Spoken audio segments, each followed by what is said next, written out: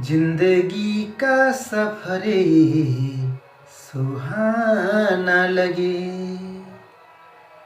जिंदगी का सफरे सुहाना लगे।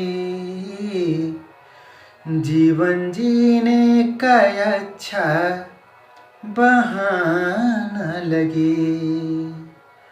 हो सब अपने यहाँ ना पराया कोई।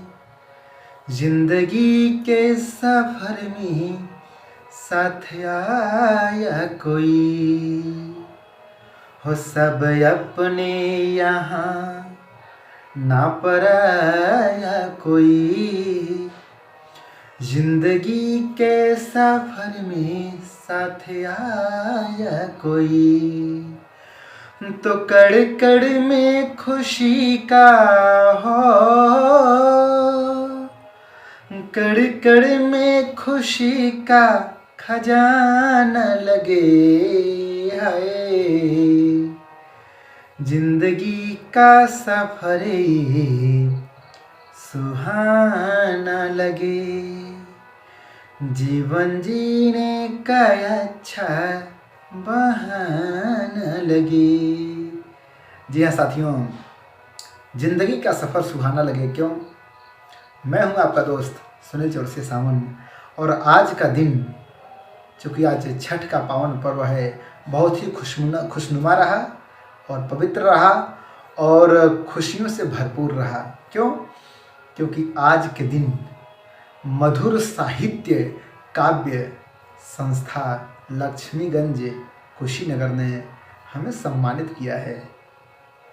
और यह सम्मान उस कवि गोष्ठी में और उस मंदिर में, उस स्थान पे प्राप्त हुआ है, उस गेह में प्राप्त हुआ है जहाँ से मैंने कविता पाठ करने की शुरुआत की। यानी कविता का जहाँ से मैंने सीखा, वहाँ आज मुख्य अतिथि बनने का सौभाग्य प्राप्त हुआ और सम्मानित होने का सौभाग्य प्राप्त हुआ। साथियों, मैं कुशीनगर के ग्राम अमवा बाजार, थाना रामकोला का निवासी हूँ, उत्तर प्रदेश वासी हूँ। सामान्य परिवार से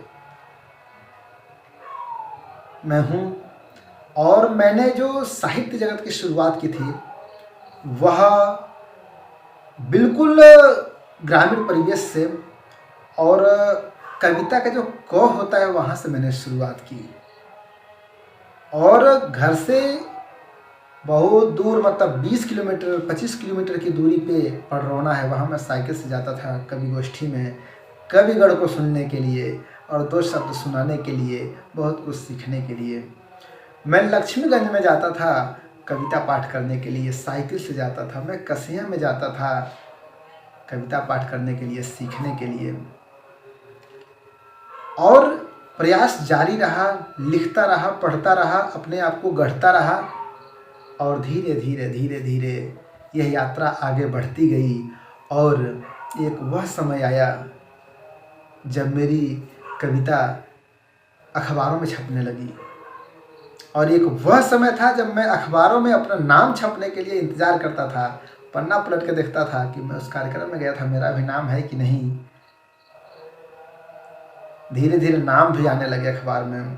धीरे धीरे मेरी पंक्तियाँ हेडलाइन बनने लगी, शीर्षक बनने लगी अखबार में। धीरे धीरे धीरे धीरे मुझको समर्पित खबरें प्रकाशित होने लगीं, मेरी कहानियाँ प्रकाशित होने लगीं। ऑस्ट्रेलिया से प्रकाशित पत्रिका में, जैसे हम हिंदुस्तानी अखबार है, साप्ताहिक है, उसमें प्रकाशित होने लगी। अमेरिका से प्रकाशित अखबारों में भी प्रकाशित होने लगी। प्रयास जारी रहा और असम ने हिंद देश साहित्य सम्मान से सम्मानित किया।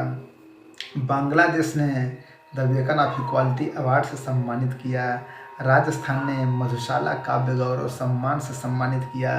अग्रसर हिंदी साहित्य सम्मान और कोरोना योद्धा सम्मान से भी सम्मानित होने का सौभाग्य प्राप्त हुआ।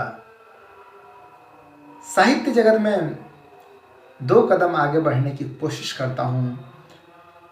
एक एक कविताएं लिखता गया, रचता गया।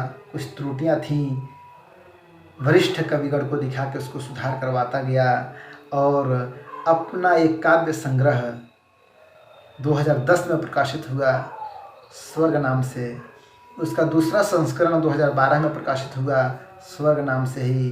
2020 में मेरा दूसरा काव्य संग्रह हाय रे कुमुदनी के नाम से प्रकाशित हुआ। यह अपना प्रयास रहा और इस प्रयास को मैं जारी रखना चाहता हूँ भविष्य में भी। पुनः मैं साधुवाद देना चाहता हूँ मधुर साहित्य काव्य संस्था लक्ष्मीगंज के जो संस्थापक हैं वरिष्ठ कवि मधुसूदन पांडे जी को सादर प्रणाम करता हूँ। आपसे मैंने बहुत कुछ सीखा है। आप भी शिक्षक रहे हैं, सेवानिवृत्त हो चुके हैं, लेकिन आज भी हमारे गुरु हैं, मार्गदर्शक हैं और भविष्य में भी बहुत कुछ सीखना भी बाकी है।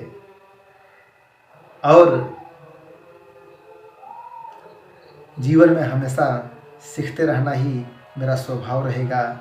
और क्योंकि ज़िंदगी ना मिलेगी दोबारा, बात बात में मेरी एक कविता याद आ रही है कि ज़िंदगी ना मिलेगी दोबारा, कुछ इस तरह से कर लो गुजारा कि ज़िंदगी बन जाए सितारा। हाँ, ज़िंदगी बन जाए सितारा। और मम्मी पापा प्रेम से कहें बिटिया है प्यारी बेटा है प्यारा, बिटिया है प्यारी बेटा है प्यारा, और बनो अंधे की लाठी बेसहारों का सहारा। बनो अंधे की लाठी बेसहारों का सहारा, भारत माँ के नैनों का बन जाओ तारा। कुछ इस तरह से कर दो गुजारा कि ज़िंदगी बन जाए सितारा। हाँ, ज़िंदगी बन जाए सितारा। साथियों, मैं केंद्रीय विद्यालय गांगरानी कुशीनगर में पीजीटी हिंदी यानी स्नातकोत्तर शिक्षक हिंदी भी हूँ और लिखने की भी कोशिश करता रहता हूँ। अरुणाचल प्रदेश की सभ्यता, संस्कृति और जीवन शैली को समर्पित मेरी बहुत जल्दी किताब प्रकाशित होने वाली है। अगर मेरी लेखनी, मेरा प्रयास, मेरी ज़िंदगी, मेरे शब्द आपको प्रभावित किए हो तो इस वीडियो को ज़रूर लाइक कीजिएगा, शेयर कीजिएगा, चैनल को सब्सक्राइब कीजिएगा सुनील चौरसिया सावन नामक। और फिर हम मिलते हैं एक शानदार वीडियो के साथ, मोटिवेशनल वीडियो के साथ, शिक्षाप्रद और साहित्य को समर्पित वीडियो के साथ। तब तक के लिए बहुत बहुत धन्यवाद। कैसे हैं आप? आपके मन में कौन सा भाव चल रहा है? कमेंट बॉक्स में ज़रूर टाइप कीजिएगा। जय हिंद, वंदे मातरम।